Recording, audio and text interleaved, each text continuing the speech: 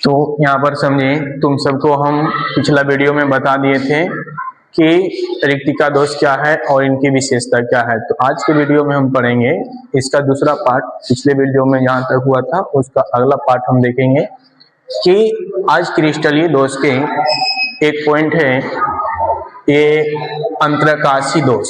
आज पढ़ेंगे अंतरकाशी दोष क्या होता है। तो आइए हम समझते हैं। तो अंतरकाशी दोष किसे कहते हैं? जब किसी क्रिस्टल के अंदर कुछ अवयवी कण अपनी अंतरकाशी स्थल में आकर बैठ जाते हैं, वहां जिस दोष का निर्माण होता है तो उसी को हम बोलते हैं अंतरकाशी दोष। देखो आसान से हम तुमको बताते हैं एक छोटी सी परिभाषा में कि अंतरकाशी दोष क्या है। ये अगर बिहार बोर्ड में आ गया तो बहुत आसानी से इसका आंसर आप चुटकी में दे सकते हैं, क्योंकि आप यहाँ पर समझिए अंतरकाशी दोष किसे कहते हैं। आप फिर से समझिए कि जब किसी क्रिस्टल के अंदर कुछ अवयवी कण अंतरकाशी स्थल में आकर बैठ जाते हैं तो वहां जिस दोष का निर्माण होता है उसी को हम बोलते हैं अंतरकाशी दोष। जैसे हम यहाँ पर समझे एक चित्र के माध्यम से हम तुमको बताने का प्रयास करते हैं कि आपका क्रिस्टल है, एक क्रिस्टल है और कोई बाहर से आकर के यहाँ पर अवयवी कण क्या हुआ आकर के बैठ गया, तो इसी से जो दोष उत्पन्न होता है उसी को बोलते हैं अंतरकाशी दोष। यहाँ पर समझिए, यहाँ पर दोनों जगह क्या है, अवयवी कण बाहर से आकर के बैठ गया है और इनसे जो दोष उत्पन्न होता है तो उसी को बोलते हैं अंतरकाशी दोष। यहाँ पर समझे इस दोनों का नाम हम दर्शा दिए कि अंतरकाशी स्थल में स्थित अवयवी कण। तो यहाँ पर समझे आपको परिभाषा याद हो गया होगा, बहुत आसानी से आप फिर से देख सकते हैं कि जब किसी क्रिस्टल के अंदर कुछ अवयवी कण बाहर से आकर के अंतरकाशी स्थल में बैठ जाते हैं तो उससे जो दोष का निर्माण होता है तो उसी को बोलते हैं अंतरकाशी दोष। यहाँ पर देख सकते हैं एक चित्र के माध्यम से आप यहाँ पर इसको कर सकते हैं। उसके बाद जो है यहाँ पर इसकी विशेषता को हम बताते हैं। तो ये सभी आपको समझ में आ गया होगा, एक चित्र के माध्यम से आप यहाँ पर देख सकते हैं। इनकी विशेषता को हम दिखाते हैं कि इनकी विशेषता क्या है। कुछ इनकी विशेषता भी पूछा जाता है, ऑब्जेक्टिव भी बहुत प्रकार से पूछा जाता है इनसे, तो जितने भी प्रकार का ऑब्जेक्टिव वो आप यहाँ से क्लियर कर सकते हैं। सबसे पहले परिभाषा को करेंगे। परिभाषा के पास जैसे इस प्रकार से क्वेश्चन पूछा जाता है, बताइए अंतरकाशी दोष क्या है, अंतरकाशी दोष क्या है, इनकी विशेषताओं को लिखिए। तो सबसे पहले आप इनकी यहाँ पर देखिए, आप यहाँ तक परिभाषा देख लिए थे, अब इनकी विशेषता को समझेंगे कि इसकी विशेषता क्या है। कि पूछा जाता है कि बताइए अंतरकाशी दोष किसे कहते हैं, इनकी विशेषताओं को बताएं। तो हमने अभी देख लिया कि अंतरकाशी दोष किसे कहते हैं कि क्रिस्टल के अंदर कुछ अवयवी कण अंतरकाशी स्थल में आकर बैठ जाते हैं तो उससे जो दोष उत्पन्न होता है उसी को बोलते हैं हम अंतरकाशी दोष। अब समझेंगे कि इसकी विशेषता क्या है। तो समझिए बहुत ही छोटी सी विशेषता हम लेकर के आए हैं। पहली विशेषता है कि अंतरकाशी दोष एक प्रकार का बिंदु दोष है।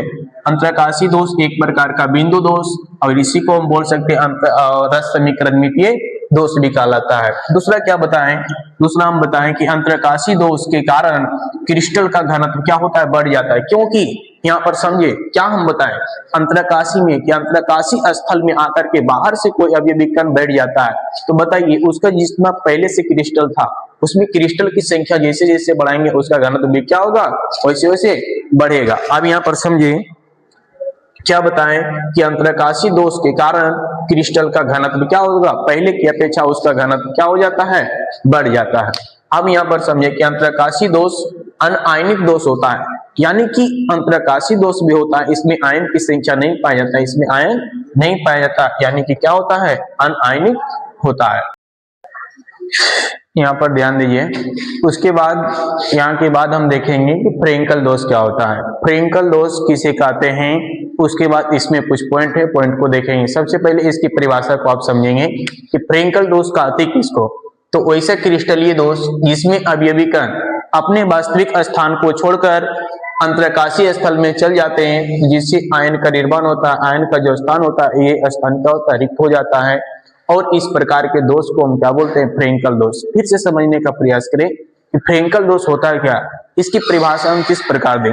सभी बच्चा का कमेंट आता है कि सर हम परिभाषा तो आदि करते हैं लेकिन भूल जाते हैं। नहीं, यहाँ पर समझे भूल कैसे जाएंगे। यहाँ पर समझे वैसा क्रिस्टलीय दोष, एक लाइन में आप परिभाषा को समझने का प्रयास करेंगे। वैसा क्रिस्टलीय दोष जिसमें अवयवी कण अपने वास्तविक स्थान को छोड़कर, यानी कि उसका जो स्थान होता है उस स्थान को छोड़ करके अंतराकाशीय स्थान में चले आते हैं, जिससे अब वो अपना स्थान अगर वहां से हट गया है तो उसका स्थान जो है जहां पर वो बैठा हुआ था वहां से अगर कोई हट जाता है तो उसका स्थान क्या होता है, रिक्त हो जाता है, यानी खाली हो जाता है।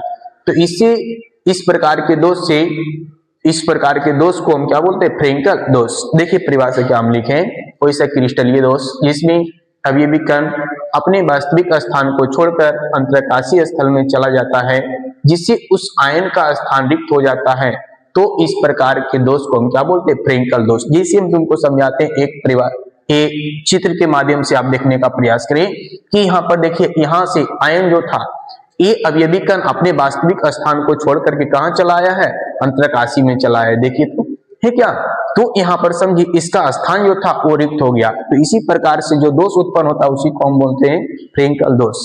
तो यहाँ पर देखिए इसी को हम बोलते हैं छिद्र या तो हॉल, इसका नाम आप दे सकते हैं छिद्र या तो हॉल।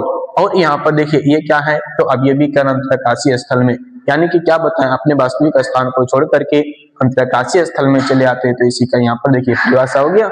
उसके बाद हम तुमको बताते हैं एक पॉइंट और इसके बाद कि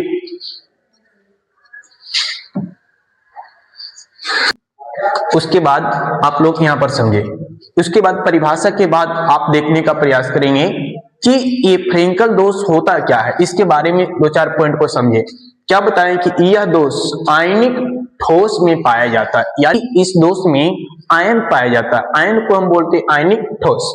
उसके बाद हम क्या बताएं, फ्रेंकल दोष धनायन के द्वारा उत्पन्न होता है, क्योंकि धनायन का आकार ऋणायन से क्या होता है, बड़ा होता है। यानी कि इसमें जो अपना वास्तविक स्थान को जो छोड़ने वाला जो अवयवी कण होता है वो धनायन होते हैं। क्योंकि धनायन होने का कारण भी है, क्योंकि वो क्या होता है, धनायन का आकार जो होता है ऋणायन से छोटा होता है, इसलिए ये अपने वास्तविक स्थान को आसानी से छोड़ देता है।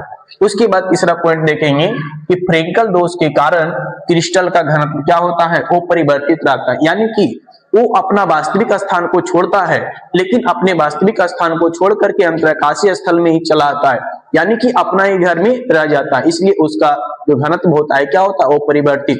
अगर वो अपना वास्तविक स्थान को छोड़ करके अगर क्रिस्टल से बाहर चला जाता तो फिर उसका क्या होता, घनत्व घट जाता, लेकिन वो क्या करता है, अंतराकाशीय स्थल में ही रह जाता है, इसलिए उसका घनत्व क्या रहता है, वो परिवर्तित रहता है।